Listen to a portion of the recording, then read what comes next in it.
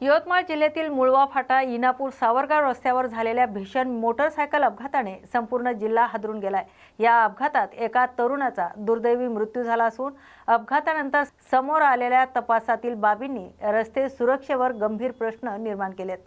यवतमाळ जिल्ह्यातील मुळवा फाटा इनापूर सावरगाव मार्गावर शुक्रवारी 31 जानेवारी रोजी सायंकाळी 7:30च्या सुमारास एक भीषण मोटरसायकल अपघात घडलाय। या अपघातात स्पर्धा परीक्षेची तयारी करणारा वैभव ढगे वय 25 राहणार सांडवा तालुका उमरखेड याची दुर्दैवी मृत्यू झालाय। वैभव ढगे हा होंडा शाईन मोटरसायकलवरून प्रवास करत असताना हा अपघात झालाय। सुरुवातीला ही एक सामान्य अपघाताची घटना असल्याचं भासत होतं, मात्र नंतर तपासादरम्यान समोर आलेल्या माहितीने या अपघाताची तीव्रता स्पष्ट झाली। अकोला गायगाव येथून डिझेल घेऊन आलेल्या एका टँकरच्या मागील भागाला मानवी अवशेष अडकलेले असल्याचं सुशी इन्फ्रास्ट्रक्चर कंपनीच्या रेल्वे कॅम्प परिसरात आढळून आले। ही बाब घटनास्थळापासून तब्बल 12 किलोमीटर अंतरावर समोर आल्याने पोलीस यंत्रणाही सतर्क झाली। या माहितीच्या आधारे पोलिसांनी तपासाची दिशा बदलत मुळवा फाटा परिसरात शोध घेतलाय।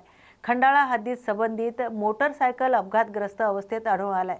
नातेवाईकाच्या मदतीने मृत तरुणाची ओळख पटवण्यात आली असून पुढील कायदेशीर प्रक्रिया ग्रामीण रुग्णालय पुसद येथे पार पाडण्यात आली। ही घटना केवळ एका कुटुंबावर कोसळलेली दुर्घटना नाही, तर या रस्त्यावरची सुरक्षितता, जड वाहनाची हालचाल, वेग नियंत्रण आणि प्रशासनाची जबाबदारी यावर गंभीर प्रश्न उपस्थित करणारी आहे। या बातमीचा संपूर्ण आढावा घेतलाय यवतमाळ प्रतिनिधी संतोष आडे यांनी।